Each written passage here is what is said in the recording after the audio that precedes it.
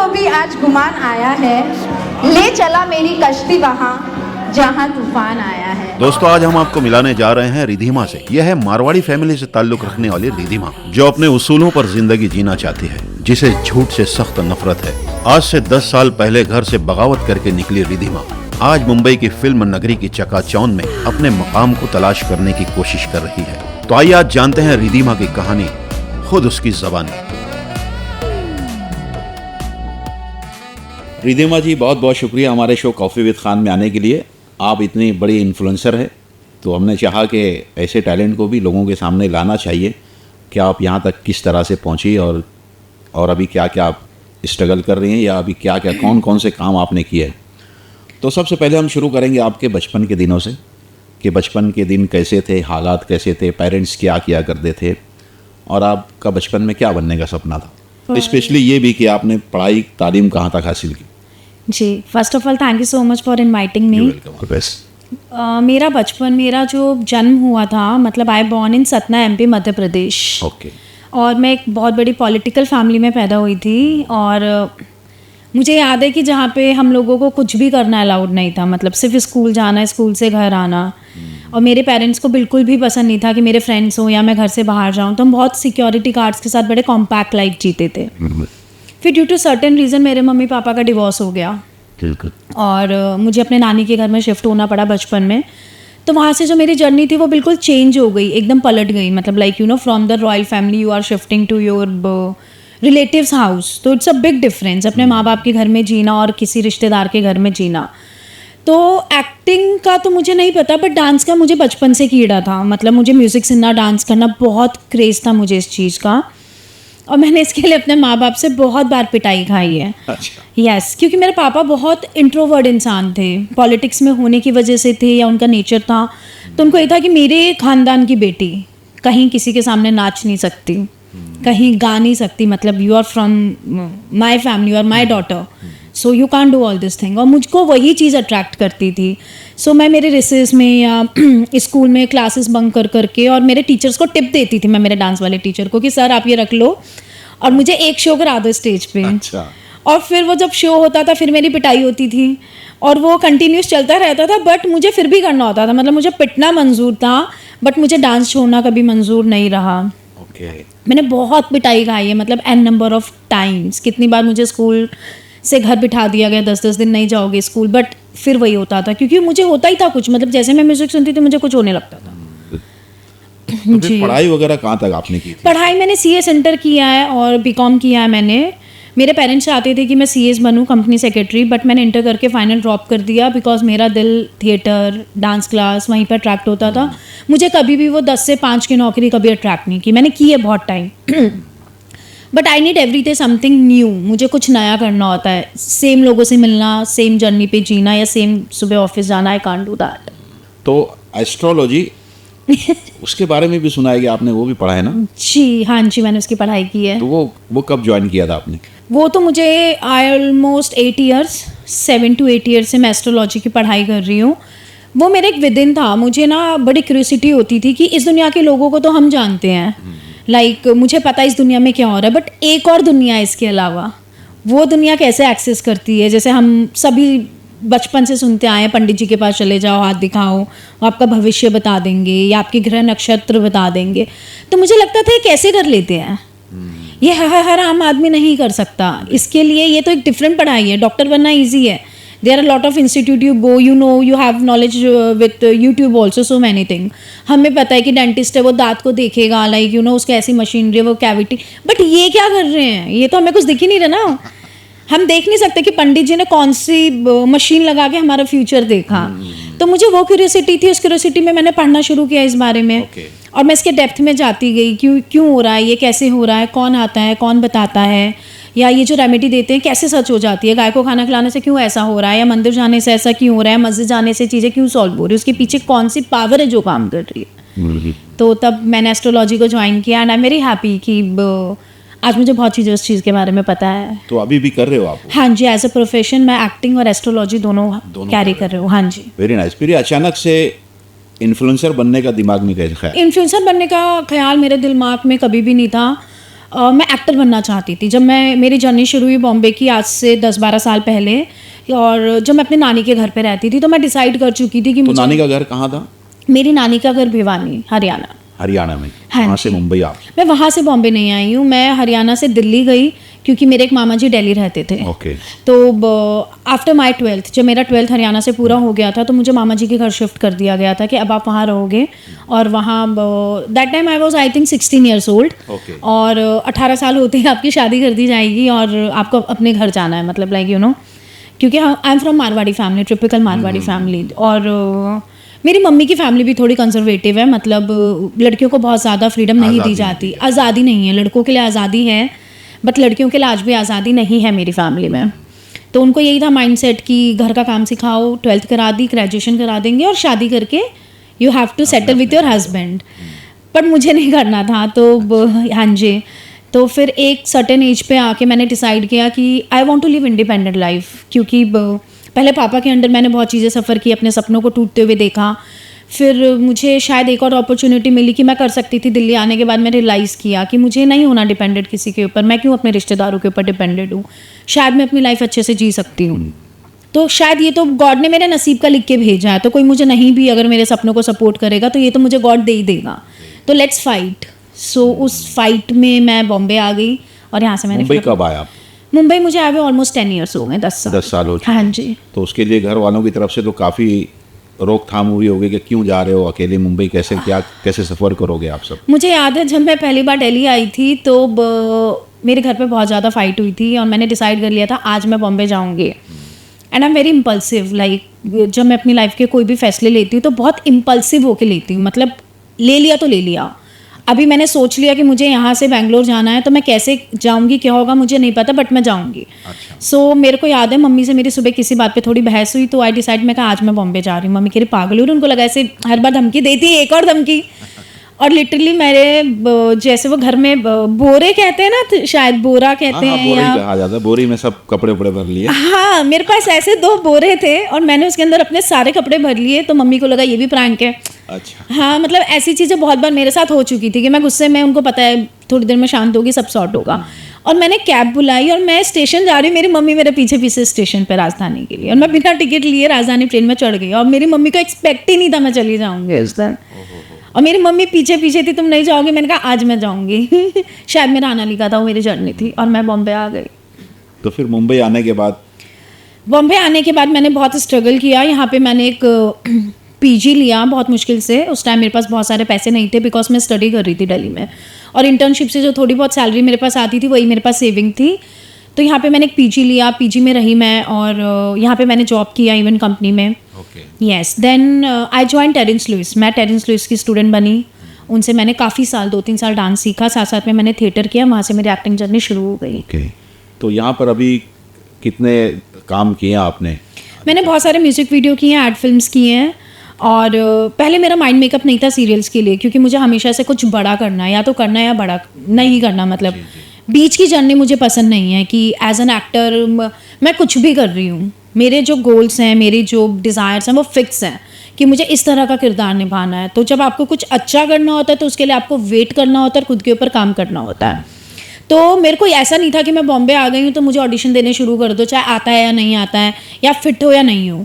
सो पहले मैंने खुद के ऊपर देखा कि एज एन एक्टर मैंने दूसरों को वॉच किया, दूसरे एक्टर्स को, और ये कैसे काम करते हैं खुद पे। Born as an actor, don't start your journey as an actor, you have to work hard to achieve your goals.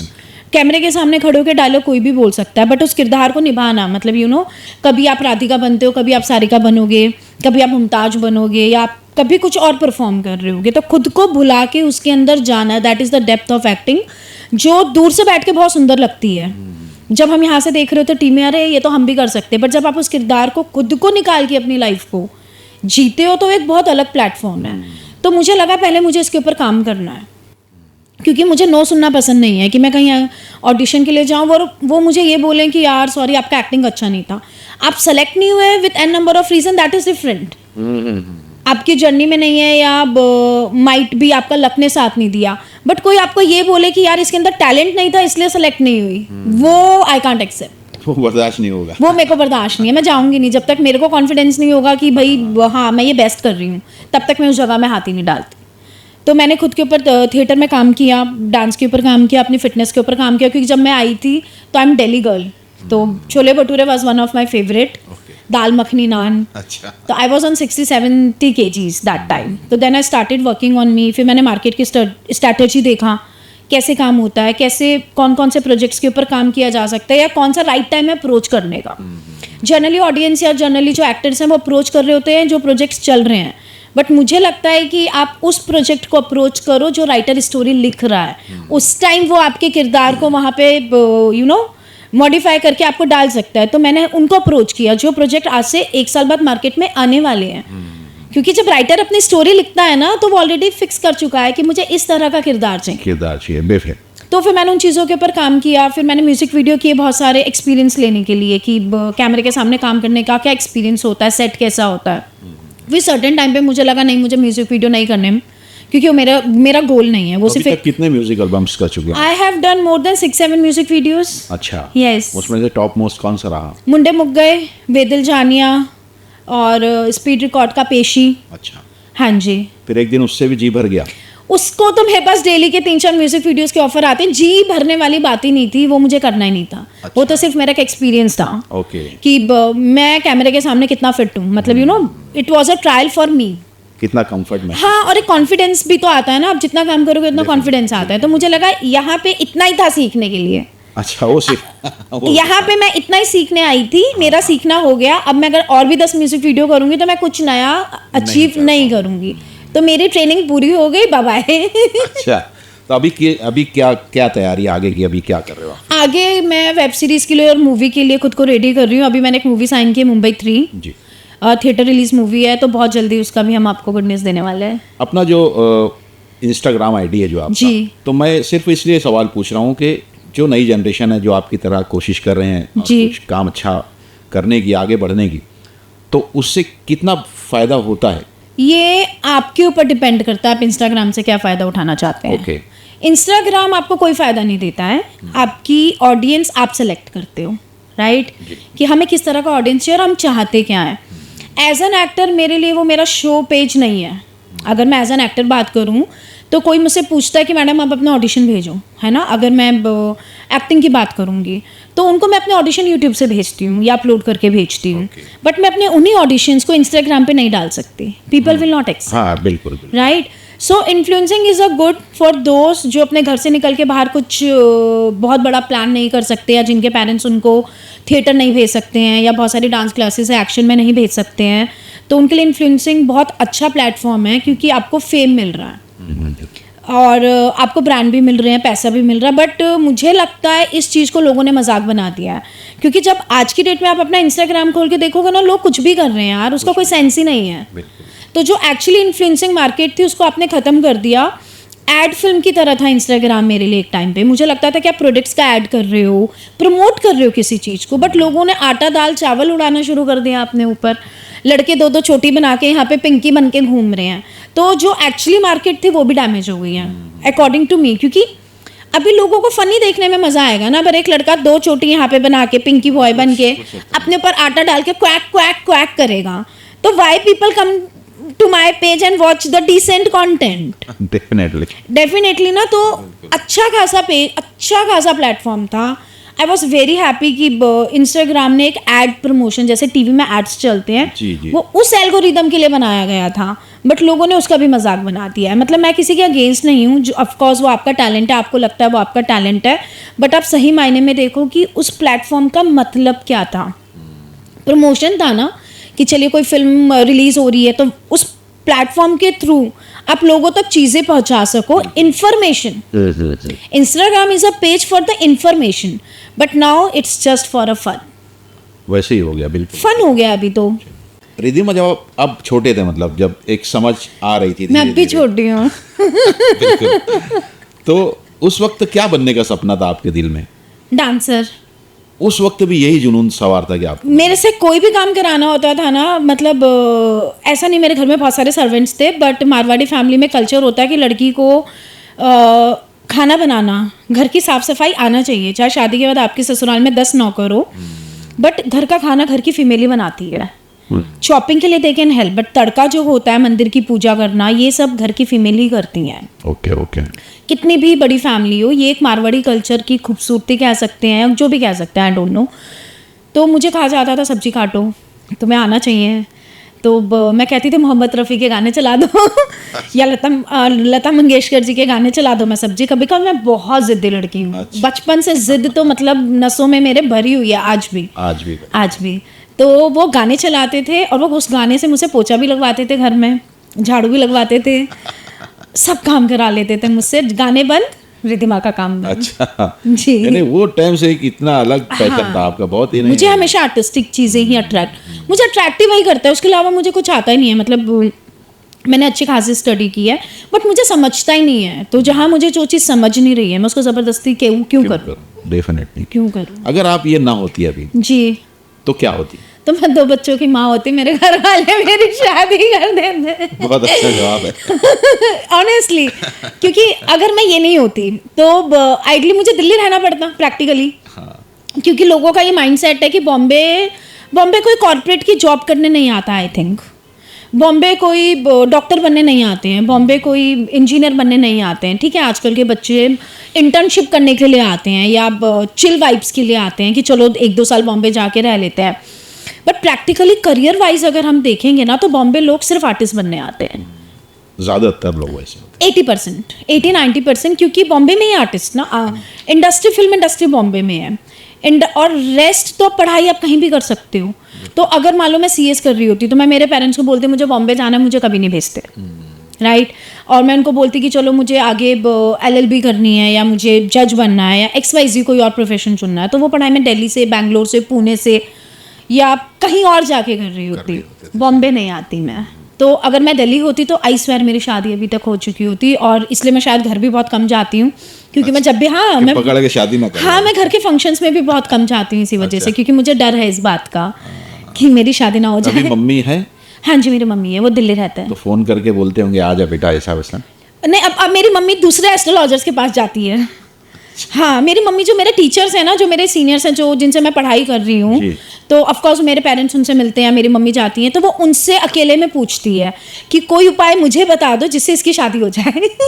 हाँ, तो उनको तो मतलब अभी she is on that level कि आप उन्हें ये बोलोगे ना कि माता जी आप एक पैर पे खड़े रहो और सूर्य को नमस्कार करो 24 घंटे, इसकी शादी हो जाएगी, वो कर लेंगी। और अगर नहीं हुई तो वो पंडित जी को जाके बोलते हैं आपने बोला था मैंने कि अब क्यों नहीं हुई है इसकी शादी। उधर से आप तोड़ कर देते होंगे उसका कुछ? नहीं, तोड़नी ना मुझे नहीं करनी, तो अभी रेमेडी क्या करेंगे जब मुझे वो चीज़ नहीं करनी। आई am not manifesting my marriage right now also. तो रिधिमा, आपने अभी कुछ सीरियल्स वगैरह भी किए हैं?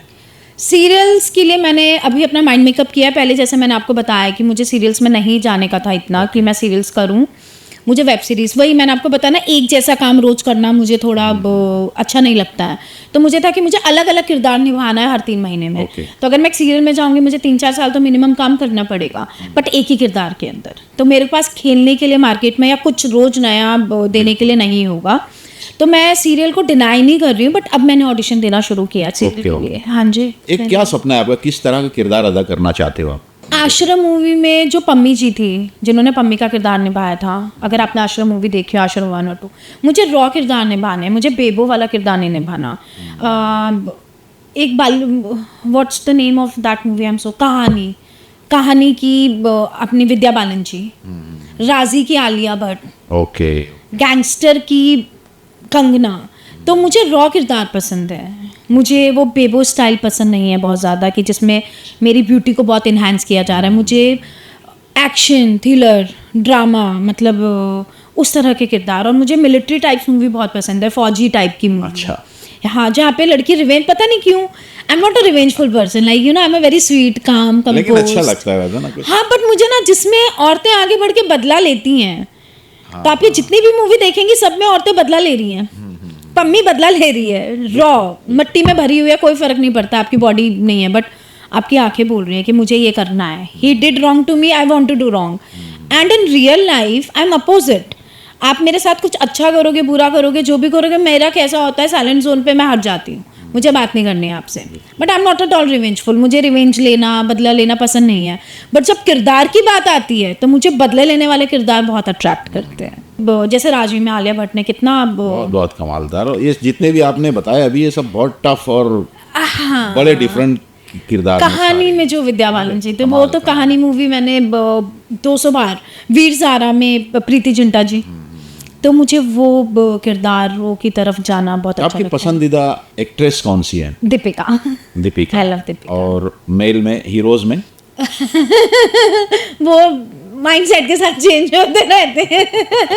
बट मुझे जो मेरी लाइफ में जो वैल्यू एडेड रहे हैं वो टाइगर सर रहे हैं। टाइगर सर ने मेरी लाइफ में एक मोमेंट पे बहुत बड़ा वैल्यू ऐड किया था, मतलब, and I am very thanksful for him. मुझे क्या लगता था ना माइंडसेट में, यार ये जो भी स्टार किड्स हैं ये इतनी मेहनत नहीं करते होंगे, इनको क्या है, इनको तो जाना है ऑडिशन देना है, पहला इनका सिलेक्शन होगा, बाद में किसी और का होगा। तो मैं यहाँ फ्लाई जोन करके एक फिटनेस सेंटर है अंधेरी में, अच्छा, जिम्नास्टिक का, मैं वहाँ जाती थी। I am into gymnastic also. So मैंने ना वहाँ पे एक दिन देखा सुबह 5:30 AM टाइगर सर 3 घंटे तक वर्कआउट कर रहे थे। मुझे लगा व्हाट इज़ दिस। वो एकदम पसीने में भरे हुए थे, he was with lot of pain, और वो किए जा रहे हैं। एक चीज़ की उन्होंने कम से कम 200 बार प्रैक्टिस की। मैं उनको देख के शॉक थी। फिर मैंने कुछ दिन के बाद एक जिम ज्वाइन किया बैंड्रा में, और मुझे बाद में पता चलता वो टाइगर सर का ही जिम है। ओहो, अच्छा। और मैं वहाँ पे टाइगर सर को डेली शार्प एक पर्टिकुलर टाइम पर, I can not disclose front of camera, और मैंने सर को वहाँ पे इतनी मेहनत करते हुए देखा ना। Sir Monday to Sunday gym आते थे, मैंने सर को संडे को भी वर्कआउट करते हुए देखा है। तो वो जो एक थॉट था मेरा, उसने मेरे अंदर इतना वैल्यू एडेड कर दिया कि यार सर कितनी मेहनत कर रहे हैं, इनको क्या ज़रूरत है, इनके पास तो सब कुछ है। But he is into fitness like more, everybody knows that कि उनका फिटनेस ही उनका लाइफ का सबसे बड़ा प्लस पॉइंट है। तो मैंने कहा अपने टैलेंट के पीछे कितनी मेहनत कर रहे, तो यहाँ पे स्टार किड नहीं आता, यहाँ पे मेहनत आती है। डेफिनेट। तो उनको पता है कि मुझे इसको अचीव करने के लिए क्या करना होगा, इसके पीछे मेरी मेहनत है। और मैंने सीरियसली इतनी, मतलब उस दिन से ना मेरा थॉट प्रोसेस ही चेंज हो गया। उसके बाद आप भी शुरू हो गए? हाँ, उसके बाद से मैं बहुत लाइनअप हो गई अपनी लाइफ में। मैं उस जिम में ऑलमोस्ट 2 साल गई हूँ, और मेरे जाने का पर्पस यही था, मुझे खुद को लाइनअप करना था। मुझे देखना था कि जो आम जनता, जैसे हम ऑब्वियस है, हम लोग जो इधर बैठ के सोचते हैं उधर बहुत अलग है, इनकी लाइफस्टाइल बहुत अलग है, इनका खाने का रूटीन बहुत अलग है, इनके उठने का रूटीन बहुत अलग है। ये लोग रात को 9 बजे सो जाते हैं, हम लोग 2 बजे सोचते हैं कि चलो सो जाएं, रील स्क्रॉल कर रहे होते हैं या चिट चैट पे होते हैं, but they have a very different life, और इसका रिजल्ट है कि आज वो लोग वहाँ पे हैं। तो उस चीज़ ने मेरी लाइफ में एक बहुत बड़ा चेंज किया, मतलब बिगेस्ट टाइम। तो रिधिमा, आपकी ज़िंदगी का सबसे मुश्किल दौर कौन सा था? मेरी लाइफ का सबसे मुश्किल दौर वही था जब मैं बॉम्बे आई थी, और बस मैं आई थी, मुझे नहीं सोचा नहीं आगे पीछे, बस आ गई, कुछ नहीं पता था। पैसे, मैंने ट्रेन का टिकट नहीं लिया है, मतलब मैं बिना ट्रेन के टिकट में राजधानी में आई हूँ। और उसके बाद जब टीटी अंदर थे तो मैंने टीटी को, जैसे वो मेरी तरफ आ रहा था, मैं कहा 4000 रुपीज़। मैं वो कुछ बोलता, मैंने उससे पहले उसको बोलने का, सर मेरे पास 4000 है, मैं लेट हो रही थी और बहुत इमरजेंसी था, मुझे जाना पे 4000 रुपये। ठीक है। यहाँ आने के बाद मुझे बॉम्बे सिटी, एक जर्नल दिल्ली में बैठ के या हरियाणा की बात करें तो बहुत बड़ी बात है, लड़की बॉम्बे जा रही है। तो बस मैं आ गई, यहाँ मेरी मासी रहती है, मैं उनके साथ रही 2-3 दिन। फिर मुझे रियलाइज़ हुआ मुझे अलग होना चाहिए। अब मेरे सामने सबसे पहला टास्क आया, घर। मैं रहूँगी कहाँ, पीजी ढूंढना, उसके लिए पैसे चाहिए। बॉम्बे में खाना मिल जाता है, घर नहीं मिलता यहाँ पे। आपके पास अगर ये मैं बहुत दिल से बहुत सच बात बोल रही हूँ कि आपके पास 100 रुपये होंगे ना तो आप बॉम्बे में खाना 4 दिन खा लोगे, 5 दिन भी खा लोगे। लेकिन अगर आपकी जेब में 40-50,000 रुपीज़ नहीं है तो जो लोग, ये मैसेज है मेरी तरफ से कि अगर आपके पास यहाँ पे रहने के लिए पैसे नहीं तो मत आना, नहीं तो लिटरली सड़क पे आ जाओगे। क्योंकि बॉम्बे खाना दे देता है, रहना जल्दी से नहीं देता है, उसके लिए बहुत पैसे लगते हैं, बहुत। तो फिर कैसे इंतज़ाम हुआ घर का?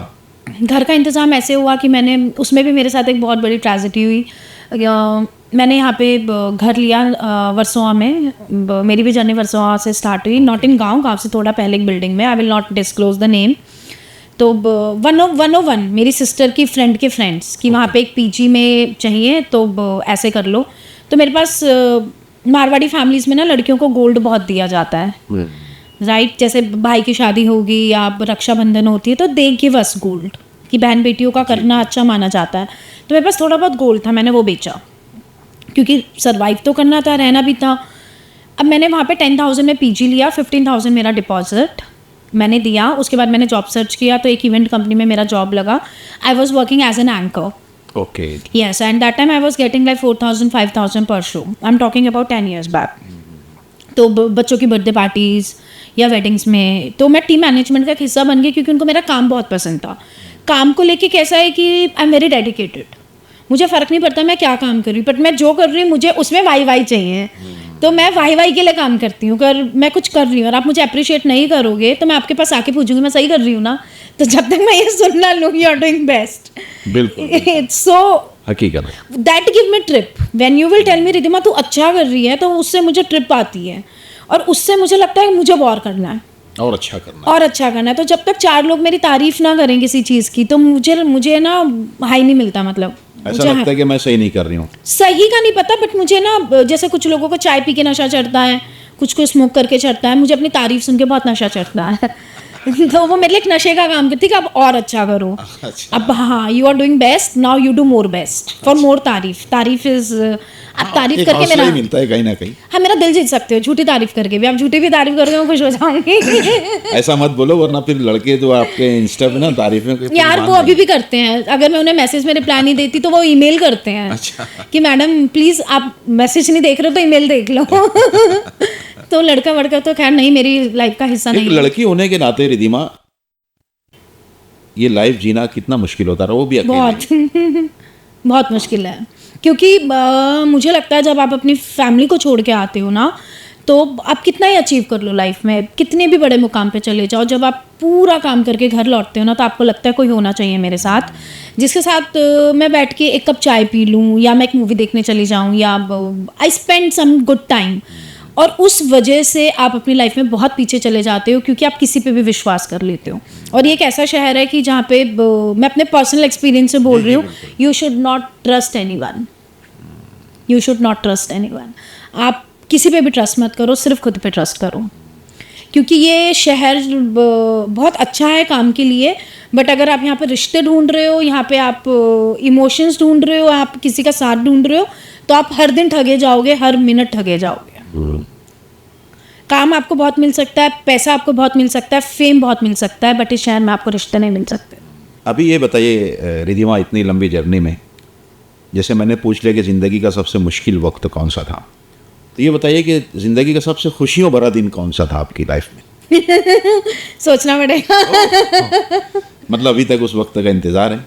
हाँ क्योंकि खुशियाँ तो आती जाती रहती हैं, बट जो चीज़ मैं करने आई हूँ जब तक मुझे वो नहीं मिलेगी तब तक मैं बेचैन रहूँगी। तो मेरे लिए खुशी का पल वही होगा जिस दिन मैं पूरी दुनिया के सामने खड़े होकर चिल्ला के बोलूँगी यस आई डिड इट। बहुत अच्छी बात है और ये सपने देखना चाहिए और बड़े देखना चाहिए। बड़े छोटे तो देखिए हम सबका अपना अपना स्केल है। हो सकता है आपको आप डेयरी मिल्क की चॉकलेट में खुश हो जाओ, मुझे मेरी खुशियाँ मेरे सपने 3 चॉकलेट की हो, आपके 1 चॉकलेट की हो, तो ये तो हमारा माइंड स्केल है, सबका अलग है। बट मुझे जो भी करना है, मैं जो भी लेके आई हूँ, जो भी मेरे अंदर है, मुझे पूरी दुनिया के सामने चिल्ला के बोलना है यस आई डिड इट।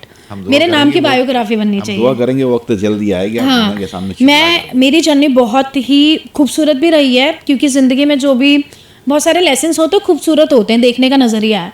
तो जब भी कुछ बुरा होता है अच्छा होता है मैं उसे एक ऐसे लेसन की तरह लेती हूँ। मुझे लगता है अगर ये नहीं हुआ होता तो शायद आज मैं यहाँ नहीं होती। जब तक आप ठोकर नहीं खाओगे ना, जब तक आपको चोट नहीं लगेगी तो आपको एहसास नहीं होगा कितना दर्द होगा और आप कितना दर्द सह सकते हो। मैं गिरूंगी नहीं, मुझे चोट नहीं लगेगी तो मुझे मेरा लेवल नहीं पता ना ब्रेन का कि मेरे सहने की ताकत कितनी है। तो मुझे मज़ा आता है कि मैं जब नीचे गिरती हूँ या जब तक कुछ भी अच्छा बुरा होता है तो मुझे मज़ा आता है क्योंकि मुझे लगता है मेरा टेस्ट हो रहा है। तो अच्छा मैं ये भी सह सकती हूँ। हाँ। मुझे पता ही नहीं था कि मुझे लगता था यार मैं तो बड़ी डेलिकेटेड हूँ और मुझे चींटी भी काट दे तो आउच। बट अब मुझे रियल लाइफ में पता चला कि मैं तो बहुत सुपर स्ट्रांग हूँ और हर दिन मैं और स्ट्रांग बनती जा रही हूँ। तो सारा गेम तो स्ट्रांग होने का ही है ना, मतलब हाँ, सवाल ही नहीं। तो हर तरह के हालात का मुकाबला। यस, इमोशनली मैंने अपने आप को बहुत स्ट्रांग कर लिया। पहले ऐसा था कि आप मुझे कह रहे तुमने मुझे ऐसे क्यों बोला। I was so much available for लोगों के लिए, उनकी कंपनी के लिए, बिकॉज दिल्ली वाली थी ना तो दिल्ली वाले दिल वाले एक्चुअली में होते हैं। तो उनको ना क्या होता है कि ना बड़े अच्छे लगते हैं लोग आसपास, आप आओ हमारे घर, मैं आपके लिए चाय बनाऊंगी, मैं आपको खाना खिलाऊंगी अपने हाथ से, दोस्ती, राइट। और इस शहर में वो नहीं है। तो मैं वो सब कुछ लेके आई थी, उसको खाली करने में मुझे 3-4 साल लगा। तो मेरे बहुत सारे अपनों ने मुझे धोखा दिया, मेरे बेस्ट फ्रेंड्स ने मुझे धोखा दिया, रिलेशनशिप्स में मैंने बहुत धोखे खाए हैं, शहर में मेजर लेवल पे धोखे खाए हैं। तब मुझे पता चला अच्छा मैं इतनी स्ट्रांग हूँ, मैं ये सब फेस कर सकती हूँ। तो इसका मतलब मैं अपनी करियर की जर्नी में आगे आने वाली चीज़ों के लिए गॉड मुझे प्रिपेयर कर रहा है। यानी दिल्ली से मुंबई आने के बाद 2 से 3 साल लगे दिल्ली वाली लड़की को वहाँ छोड़ने में और फिर मुंबई वाली लड़की बनने में। हाँ, मुंबई वाली मैं आज भी नहीं हूँ, मैं आज भी दिल्ली वाली हूँ, बट अब मैंने सीख लिया स्टे अवे। पहले क्या होता था, आपने मेरा दिल दुखाया, मैं आपके पास जाके पूछूंगी, मैं तो I was sweet to you, तुमने मेरे साथ ऐसा क्यों किया, व्हाई यू हर्ट मी। अब मुझे लगता है कि मुझे ना बोलना नहीं आता था, मैं ना नहीं बोल पाती थी। आपने मुझे आके सॉरी बोला, मैं बोलती थी ओके, फिर आपने मुझे चीट किया, फिर आपने मुझे सॉरी बोला, आई एम ओके। अब मुझे ना बोलना सीख लिया। अब मैंने एक थिन लाइन बना दी है कि आप मुझे एक बार मेरे साथ गलत करोगे, आप मेरे साथ एक बार झूठ बोलोगे, आई हेट लाइज। आप सच बोल के मुझसे दुनिया की कोई भी चीज़ ले सकते हो, आप झूठ बोल के मुझसे सिर्फ नफरत पाओगे। तो अगर आप मेरे दोस्त बनने का दावा करते हो, या आप मेरे फैमिली मेम्बर बनने का दावा करते हो, या आप मेरे बेस्ट फ्रेंड बनने का दावा करते हो, तो आप मुझसे क्यों झूठ बोल रहे हो? बिल्कुल। आप दुनिया से क्या बोल रहे हो, मुझे लेना देना नहीं है। आपकी पर्सनालिटी दुनिया के सामने क्या है मुझे नहीं पता, आप अपने काम पे क्या कर रहे हो मुझे नहीं लेना देना। It's about me.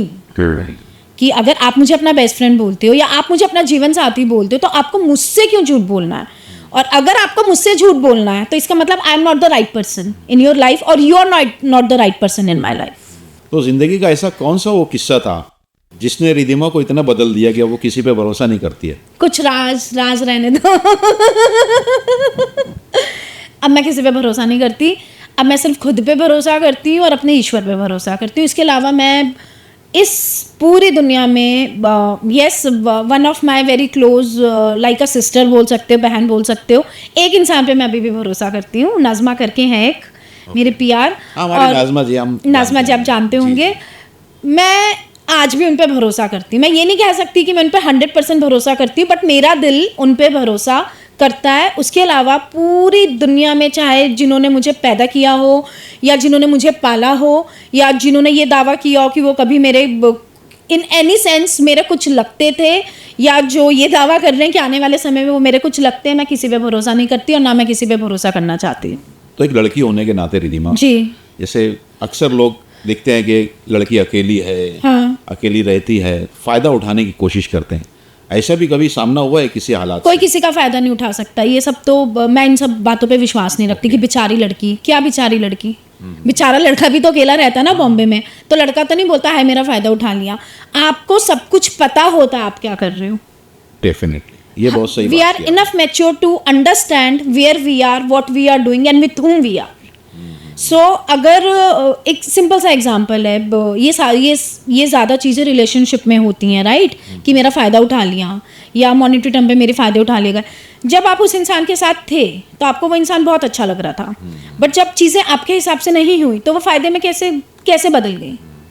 इंसान या तो अच्छा होता है या बुरा होता है। मुझे ये नहीं समझ आता कि जब आपको उस इंसान की ज़रूरत होती है वो इंसान बहुत अच्छा होता है, जब आपको लगता है कि आपको उसकी ज़रूरत नहीं है अपनी लाइफ में, या वो आपके अकॉर्डिंग नहीं चल रहा है, वो इंसान बुरा होता है। कैसे? बिल्कुल बिल्कुल। तो अच्छाई बुराई का तो ये लड़कियों को लेके मेरा तो है ही नहीं कॉन्सेप्ट कि किसी ने मेरा फ़ायदा उठा लिया, कोई किसी का फ़ायदा नहीं उठाता। आप खुद उस चीज़ में जाते हो, इन्वॉल्व होते हो, जब तक आपको मज़ा आ रहा होता है you say yes it is very good, when you feel it is not according to you it's worst. और जब आपको पहले मोमेंट पे पता चल गया, मेरा कैसा है, मैं आपसे बोलूँगी, आप मेरे दोस्त हो या जो भी हो, प्लीज़ मुझसे झूठ मत बोलना। मेरी एक ही डिमांड है, डोंट लाई टू मी। आपने बोला ओके, आपने मुझसे 1 हफ्ते बाद, 2 साल बाद, 3 साल बाद कभी भी झूठ बोला, and by God grace because I am an astrologer also, तो आप मुझसे ज़्यादा झूठ बोल ही नहीं सकते हो। आप बोलोगे भी तो गॉड का इतना है मेरे ऊपर कि कुछ ना कुछ आप ही ऐसा कर दोगे कि आप खुद ही मुझे आके सच बता दोगे। ऐसा मेरे साथ इंसिडेंट एक बार नहीं, अभी पिछले 3 महीने में बहुत बार हुआ है कि जो मेरे फ्रेंड्स थे या मेरे कलीग्स थे या मेरे फैमिली मेम्बर्स थे या जो भी थे व्हाटएवर, उन्होंने मुझसे झूठ बोला और उन्होंने खुद ही आके ना ऐसे वी वांट टू कन्फेस। मैंने कहा व्हाट, वी डिड दिस, या आप अपने ही हाथों से कुछ ऐसी हरकत कर दोगे कि XYZ रीजन से मेरे सामने वो सच आ जाएगा, तो मैं आपको बोलूँगी थैंक यू बॉस, मैंने आपसे एक ही चीज़ एक्सपेक्ट की थी, सच। आपने मुझसे झूठ बोला, गॉड ब्लेस यू, आप अपने रास्ते, मैं मेरे रास्ते। मेरे पास इतना टाइम नहीं है कि मैं बैठ के ब्लेम गेम खेलूँगा, अरे तुमने ये कर दिया, अरे मैंने ये कर दिया, तुमने क्यों झूठ बोला। Sorry, I don't have time. मैं यहाँ अपनी ग्रोथ के लिए आई हूँ। इस जर्नी में अगर आपको लगता था आप मेरे साथ सच्चाई के साथ चल सकते हो, चलो। नहीं चल सकते, आप झूठ की ट्रेन में बैठ जाओ, मैं मेरी सच की ट्रेन में आगे निकल जाऊँ। कोई बहस लड़की नहीं के लिए करनी। जो रिधिमा बहुत बड़ी बात होती है कि वो अपना घर बार छोड़ के जी। अपने सपने लेकर एक ऐसी नगरी में आ जाती है जहाँ वो किसी को नहीं जानती। जी, तो ऐसा नहीं लगता आपको, कभी कभी ऐसा फील होता है कि शायद मैंने गलत फैसला किया? बिल्कुल नहीं लगता, क्योंकि मेरा फैसला था। ओके। अगर मैंने अपने घर वालों के कहने पे या किसी और चीज़ में कुछ और कर लिया होता, शादी कर ली होती, तो मुझे लगता फैसला तो मेरा था ना, तो फिर मुझे गिल्ट क्यों हो रहा। तो यानी मुझे नहीं पता मुझे ज़िंदगी में क्या चाहिए। प्रॉब्लम क्या होती है ना, जब आपको ये नहीं पता होता कि आप ज़िंदगी में जाना कहाँ चाहते हो।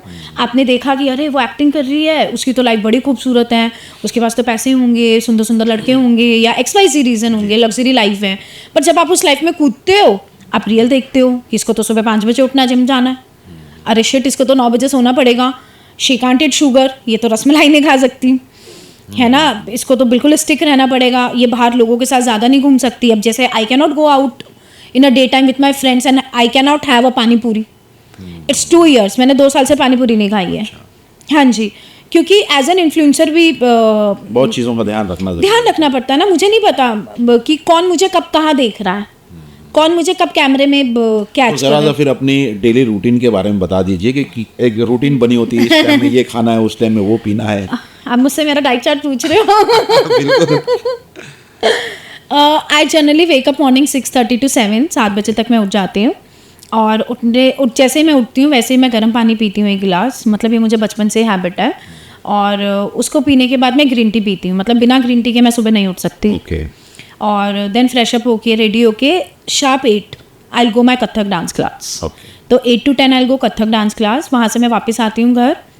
देन आई हैव मेरा थोड़ा सा breakfast, gluten free I have mostly in the morning. So I am a vegetarian, so मैं मोस्टली पनीर की भुजी खाती हूँ या कोई एक fruit, that is only my breakfast. And उसके बाद मैं अपनी थिएटर की क्लास में जाती हूँ। ओके। वो कब से कब तक रहती है वो? 12 से 3। 12 से 3 दोपहर में? हाँ जी, 12 से 3 थिएटर क्लास किया। एंड थिएटर क्लास में I carry my dry fruits, तो मुझे भूख लगती है तो मैं वो ड्राई फ्रूट्स खाती हूँ। फिर मैं घर वापस आती हूँ 3 बजे, आई स्लीप फॉर 2 hours, मैं 2 घंटे सो जाती हूँ। 5 बजे मैं उठती हूँ, then I have again green tea, because मैं ग्रीन टी से बहुत अडिक्टेड हूँ। और मैं ग्रीन टी पीती हूँ, कुछ फ्रूट्स खा लिया मैंने, या बेसन का चीला खाया। देन फिर मैं जिम जाती हूँ, जिम से आके मैं प्रोटीन पीती हूँ, एंड आई हैव थोड़ा सा dal rice, and then off to bed after period. फिर उसके बाद यानी अदरवाइज दूसरे काम के लिए कैसे वक्त मिलता है आपको? मिल जाता है, बिकॉज डेली थिएटर नहीं जा रही हूँ मैं, बेसिक रूटीन ही है। बट रूटीन तो अगर एग्जाम्पल मेरा ऑडिशन है तो मैं थिएटर नहीं जाती।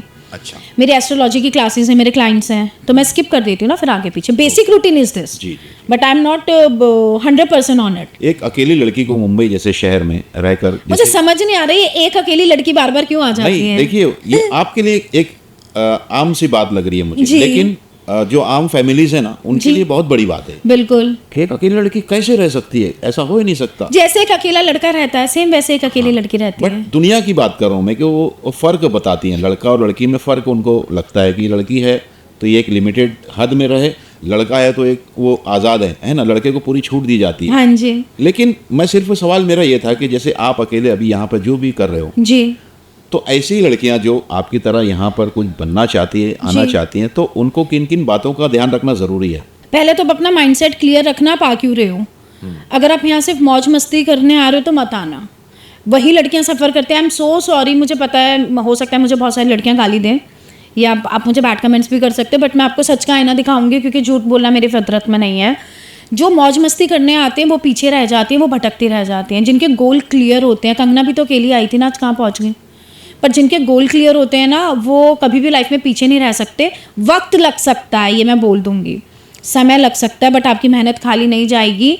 आपके पास पहली बात तो प्लान होना चाहिए। Action of plan is very important. सिर्फ एक दोस्त ने बोला आप उठ के आ गए, आपको पता ही नहीं है तो कोई पॉइंट नहीं। पहले अपना प्लान ऑफ एक्शन बनाओ, आपको बनना क्या है। आप सिंगर बनने आए हो, आप एक्टर बनने आए हो, या आपको राइटर बनना है, आपको डायरेक्टर बनना है, आपको आर्टिस्ट बनना है, पहले उसको आप अच्छे से क्लियर करो what you want. And are you really want कि आप चाहते हो या आपने किसी और को देख के इसको कॉपी किया है, क्योंकि तो वहाँ पे लड़कियाँ भटकती हैं। यहाँ आने के बाद आप अपने करियर की तरफ फोकस रहेंगे तो डेफिनेटली सब कुछ अच्छा होगा। लेकिन अगर आप वही मौज मस्ती पार्टी में घुस गए, क्योंकि ये होता है बॉम्बे में, मेरे साथ भी हुआ है, आई एम नॉट डिनाइंग कि मैं उस लाइफ से बची हूँ, मैंने भी वो सब चीज़ें की हैं, बट मेरा माइंडसेट क्लियर था। अगर मैंने रात को 2 बजे तक पार्टी की है तो मैं सुबह 6 बजे उठ के अपनी क्लास में गई हूँ, मेरे पास वो मेंटल कैपेसिटी थी। मैंने अपनी क्लासेस नहीं छोड़ी हैं। अगर जैसे आज मैं आपके पॉडकास्ट में आई हूँ तो मुझे पता था मुझे आपके पॉडकास्ट में आना है, तो मैंने अपने जिम को सुबह अर्ली मॉर्निंग शिफ्ट किया। ओके। क्योंकि I told you I used to go gym like evening, तो मैंने सोचा पता नहीं इवनिंग में मुझे वहाँ जाके कितना समय लगेगा या मेरी दूसरी मीटिंग्स लाइनअप होंगी, तो मैंने सुबह जाके उस चीज़ को किया। तो अपने फोकस को मत हिलाना और दोस्ती यारी सबको साइड में रख के पहले कुछ अचीव कर लेना, सब कुछ मिल जाता है बाद में। और जो पेरेंट्स अपने बच्चे को बॉम्बे भेजने में डरते हैं तो मैं ये बोलूँगी Bombay is the most safest city. आज मुझे कोई ये बोलेगा ना कि तुम किसी दूसरे शहर में जाके रह लो, मैं दिल्ली में नहीं रह सकती। आई एम टेलिंग यू, अभी मैं राखी पे अपने घर गई थी और मेरी फ़्लाइट डिले हो गई। तो आई जनरली जब मैं दिल्ली जाती हूँ ना तो मेरी कोशिश रहती है कि मैं 5 बजे से पहले अपने घर पहुँच जाऊँ। तो मैं वो टाइम सेट लेके चलती हूँ कि 3 बजे एयरपोर्ट, 2 घंटे मेरे घर के लिए। मेरा फ्लाइट उस दिन बाय फॉल्ट डिले हो गया, मैं रात को 2 बजे दिल्ली पहुँची और मैंने अपने घर पे कॉल करके बोला क्या मैं एयरपोर्ट पे रह जाऊँ, मैं सुबह आऊँ? तो मेरे घर वाले ने बोला नहीं कुछ नहीं होगा, तुम वहाँ पे ना प्री बुक कैब्स होती हैं, पुलिस की सेफ्टीज़ होती हैं। और मैं उससे अपने घर जा रही थी एंड आई वाज शिवरिंग, मेरे जैसी लड़की जो इतनी बोल्ड है, और मैंने ऐसे शिवर कर रही थी और मैंने ऐसे देख रही थी लेफ्ट राइट, शिट कोई गाड़ी वाला तो नहीं है पीछे, कहीं 3-4 लड़के गाड़ी में दारू पी के मेरा पीछे तो नहीं कर रहे। अगर बाय फॉल्ट कोई ऐसे देख भी रहा था ना मेरी तरफ तो मेरा हार्ट पल्स ऐसा हो रहा था कि कुछ होना जाए मुझे। और वो 2 घंटे मैंने इतनी एग्जाइटी झेली I am swear on Shiv ji, I swear, मतलब उनसे ऊपर मेरे लिए क्या ही है दुनिया में। मेरे को हर सेकेंड मतलब ऐसा लग रहा था मैं मर जाऊंगी। अच्छा। मैं मर जाऊंगी, मतलब मैं हर सेकंड मैंने ऐसे फील करके 2 घंटे एयरपोर्ट टू मेरे घर के लिए बिताए हैं। तो ये बॉम्बे में नहीं है। बॉम्बे में मैं रात को 2 बजे, 3 बजे, 4 बजे, 5 बजे मेकअप करके शूट से या किसी काम से भी घर आती हूँ ना, मुझे ऐसा लगता है कि मैं बिल्कुल सेफ हूँ। मैं कितनी बार कैब में पावर नैप भी ले लेती हूँ, क्योंकि आपको पता आर्टिस्ट लाइफ कैसी होती है, 18 घंटे काम करते हैं, घर वापस आते हैं, फिर हमें 3 घंटे के बाद सेट पे जाना है। तो मैंने कैब्स में पावर नैप भी लिए, क्योंकि मुझे इस बात का तो बिल्कुल 100% श्योर है कि बॉम्बे जैसी सेफ सिटी कहीं भी नहीं हो सकती। पुलिस की सिक्योरिटी इतनी अच्छी है, हर जगह पुलिस खड़ी है, और बॉम्बे रात को क्राउडेड रहता है, तो कोई भी ऐसी एक भी कोना ऐसा नहीं है कि जहाँ पे आपको लगेगा नहीं बॉस मैं अकेले हूँ, संसार में हूँ। तो ये प्लस पॉइंट है बॉम्बे का। तो बहुत बहुत शुक्रिया रिधिमा, आपकी बातें सुनकर मैं भी कहीं जब शौक हुआ कि यार इतनी हिम्मत जो है ना बहुत कम लड़कियां कर पाती है, जितनी आप हिम्मत से जी रहे हो और कर रहे हो और अपने गोल की तरफ बढ़ रहे हो आगे धीरे धीरे। और मुझे उम्मीद है अगर हमारी नीयत सच्ची हो तो ऊपर वाला भी उसमें हमारे को आगे बढ़ने में, अपने गोल तक पहुंचने में ज़रूर मदद करता है। और मुझे यकीन है कि आपकी बातें सुनकर जो भी बच्चियाँ ये देख रही होगी वो उनको भी यकीनन एक हौसला अंदर से ज़रूर मिलेगा। तो वंस मोर बहुत बहुत शुक्रिया आपका हमारे शो में आने के लिए। Thank you so much. और इसके बाद भी हम मिलते रहेंगे जी, और कोशिश करेंगे कि आप एक दिन बड़े हम ऐसे जब आपने कहा कि मैं चिल्ला कर कहूँ कि देखो मैं यहाँ पहुँच गई, आप सबसे आगे खड़े रहोगे। मैं बोलूँगा एक बार फिर पॉडकास्ट मैं आपको फोन करके बोलूंगी कि सर देखो वो मोमेंट आ गया है, आओ मिलके चिल्लाते हैं। तो बहुत बहुत शुक्रिया, बहुत बहुत thank you so much sir. और दूसरी खास बात ये कि रिधिमा की इंस्टाग्राम की लिंक हम अपनी डिस्क्रिप्शन में आपको दे रहे हैं, शेयर कर रहे हैं आपके साथ में। तो उस पर जाके रिधिमा के अकाउंट को फॉलो कीजिए, रिधिमा को फॉलो कीजिए और अपनी दुआएं उनके साथ रखिए। और मुझे उम्मीद है कि आप लोग ऐसा ज़रूर करेंगे। Thank you so much sir. तो दोस्तों आज के लिए बस इतना ही। अगली वीडियो में फिर मिलते हैं किसी और शख्सियत के साथ। और हमें उम्मीद है कि रिधिमा की बातें सुनकर यकीनन आप लोगों ने बहुत कुछ सीखा होगा और उनसे एक हौसला ज़रूर मिला होगा। आपको हिम्मत नहीं हारनी है, लड़का और लड़की ये सब दुनिया की बातें हैं। आपको अगर कुछ करना है सच्ची नीयत से करते जाइए, मेहनत कीजिए सच्ची नीयत से, सच्चे दिल से, ऊपर वाला भी आपका ज़रूर साथ देगा। तो अगली वीडियो तक के लिए अपने भाई अकरम खान को इजाज़त दीजिए। Good bye.